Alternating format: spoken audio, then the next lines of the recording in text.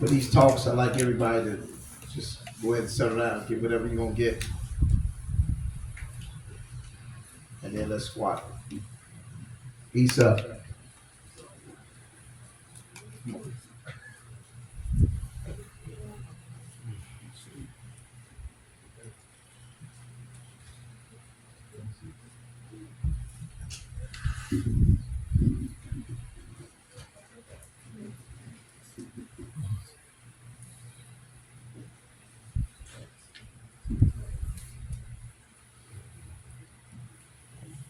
Everybody off their phones, please.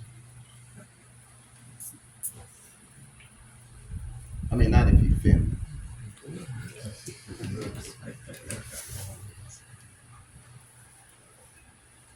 Assalamu alaikum wa rahmatullahi wa barakatuh.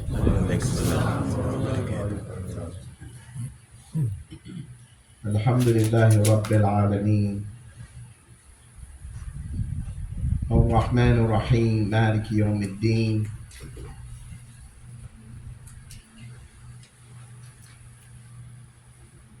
الذي خلق فسوى وقدر فهدى فله الملك وله الحمد في الآخرة والأولى على العرش استوى هو الأول بابتداء وهو الآخر بانتهاء له ما في السماوات وما في الأرض وما بينهما وما تحت الثرى ويعلم ما في نفسي ولا يعلم ما في نفسه وهو على كل شيء قدير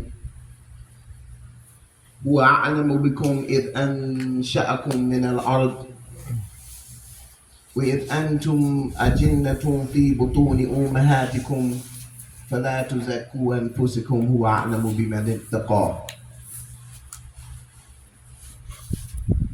وأصلي وأسلم وأبارك على بشير نذير محمد بن عبد الله السراج المنير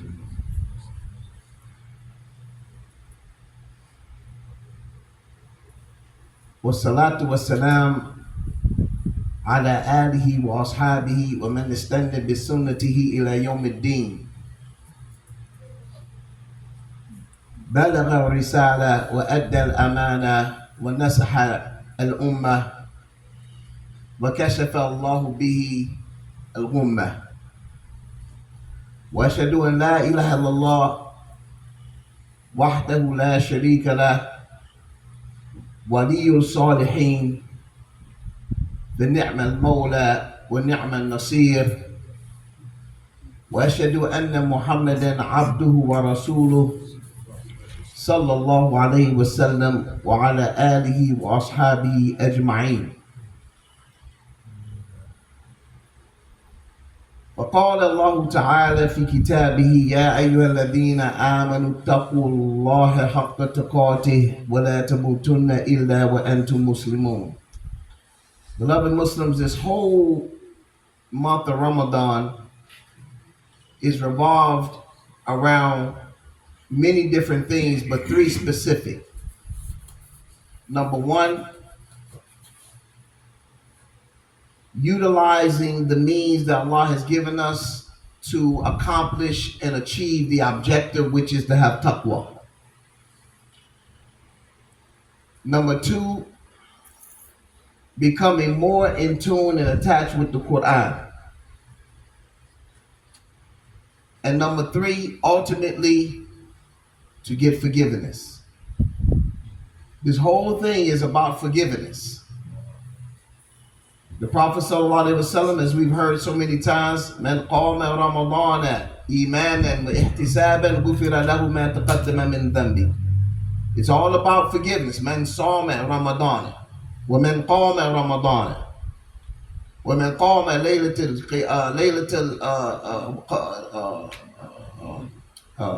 القدر. Everything is about forgiveness. What is taqwa? Ali ibn Abi Talib radiallahu anhu, he said taqwa خوف من الجليل وعمل بالتنزيل ورضا بالقليل واستعداد ليوم الرحيل.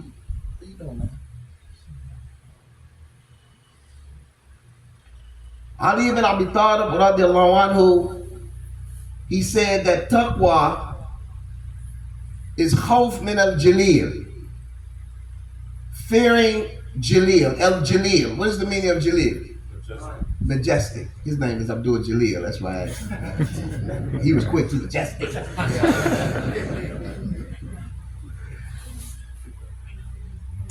Fearing the majestic. I'm a little bit tanzil. Now, when we talk about first fearing the majestic, we're talking about trying to do everything that we can to avoid incurring the curse of Allah. Just trying to do the best we can. This is what Allah forgives over and over again, but He wants to see an effort. So fearing Him doesn't mean to flee away from Him. Fearing Him means to do all those things that will allow us to grow close to Him. It's a difference.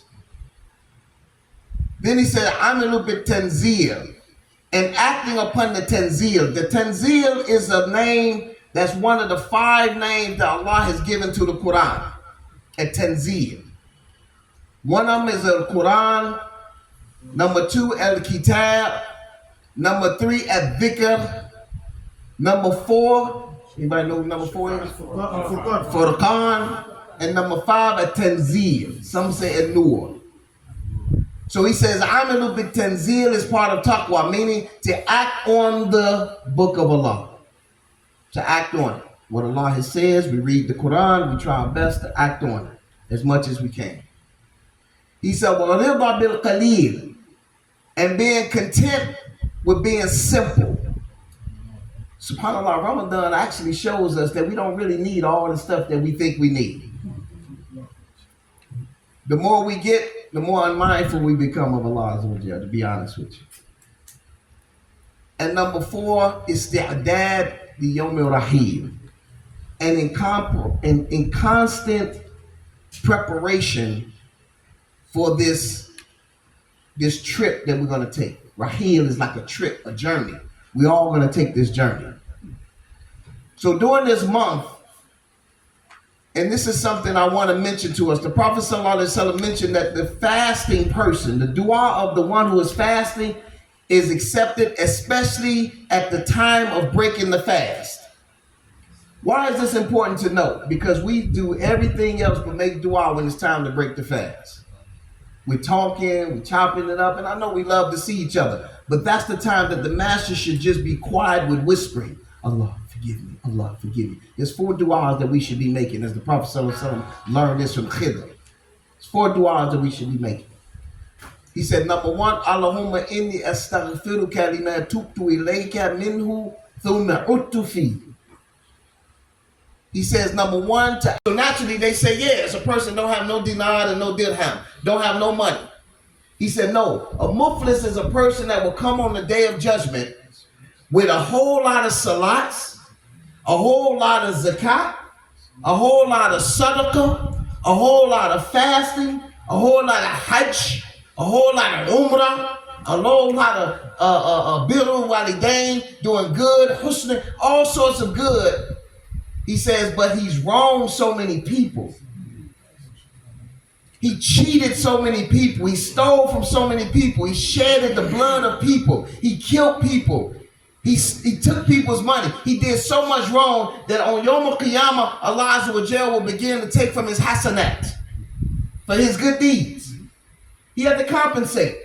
Yom Al-Qiyamah is serious. That's why people say, I'll see you on Yom Al-Qiyamah. You sit there and be boldly talking about, yeah, where you going to see me? Yeah, it's going to be there. It's going to be there. So now he had to give 10 of his hasanat to this person, 10 to that person, 20 to that person, until all his salats are dried up. Then here come the sadaqah and the zakat. So the reward that he got for zakat, he got to give it to this person and give it to that person. And he wronged that person, he backbit that person, slandered that person, took the money from that person, until all of his sadaqah and zakat is dried up. Then his umrahs. Then he dries up all his umrahs. This was a ruthless individual. Then all of his hajj. Then all of his righteous deeds that he did for his parents and all of that until it's dried up. And then here comes Sawm. Here comes fasting.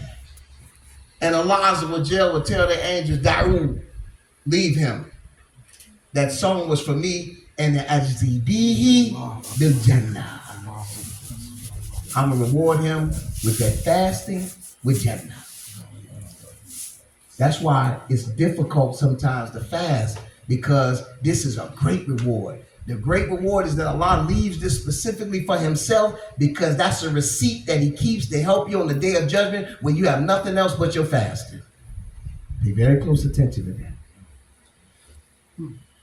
So the first dua is, oh Allah, I ask you to forgive me for the times that I made tawbah and return back to the thing. We do this. Allah, I'm not going to do this no more. I swear I'm not going to do it no more. 6 months later, you're doing it again. Number 2, Allahumma inni astaghfiruka lima a'taytuka min nafsi thumma lam ufiya laka bi. How many times we made promises to Allah, Allah, you give me this job, or Allah, may you give me this, man, or Allah, may you give me a spouse, or Allah, you allow, and I'm going to be at the masjid, and I'm going to do all the good things, and I swear I'm going to do the right thing, and you don't do it. Allah fulfilled his, you didn't fulfill yours. Number 3, Allahumma inni astaghfiruka لكل النعم التي أنعمت بها علي فقويت بها على معصية.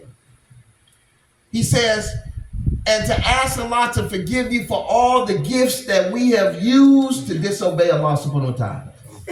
You use your intelligence to scam. You use your brain to deceive. You use your abilities to do the wrong thing. All the things Allah has given us. He said in number 4, he said, Inni astaghfiruka likulli khayrin aradtu bihi wajhik falam yuqa. Astaghfiruka likulli khayrin aradtu bihi wajhik fakhalatani fihi ma laysa lak. All the times that I have made intentions to do something solely for your sake, and then that intent became corrupted, and somehow I didn't do it for your pleasure. And then he sealed it at the end.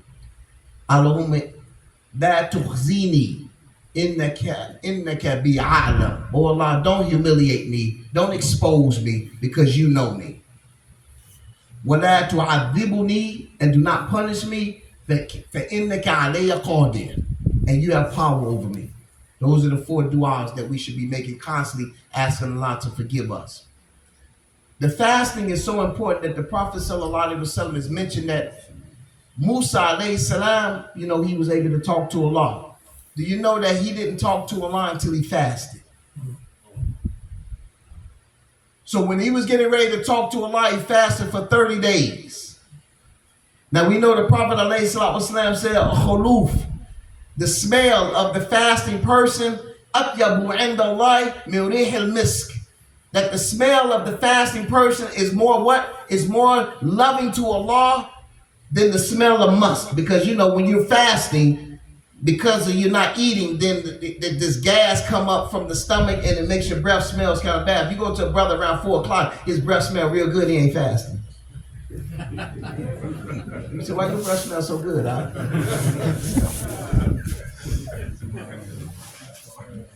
Musa alayhi salam fasted 30 days and wanted to talk to Allah. And before he talked to Allah, he did the miswak, so his breath wouldn't smell. Allah subhanahu wa ta'ala told Musa, don't you know that the smell of the fasting individual is better to me than rihil misk? Therefore, fast an additional 10 days. What does Allah just says? وَإِذْ وَعَدْنَا مُوسَى أَرْبَعِينَ what? لَيْلًا. He had to do an additional 10 days to make 40. Then he go to Allah with the smelling of good breath to Allah, not to us.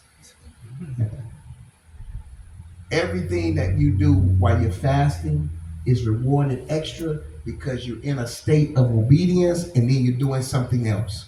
So therefore, take advantage of the time when you're fasting to make du'as. When it's time to break the fast, do not waste that time. Try. There's one brother here, he did. I see him, mashallah. Sometimes we have brothers around us and sisters around us that are there as lessons and practice. You know, we benefit from each other. Sometimes we be unmindful, but we see another brother doing something. That's a reminder. We see a sister doing something. Brother, he did. When it's time to break the fast, man, he's sitting there calling upon Allah. Now, I would like to know all them sins that you asking for forgiveness, brother. But he's begging. I'm saying to myself, man,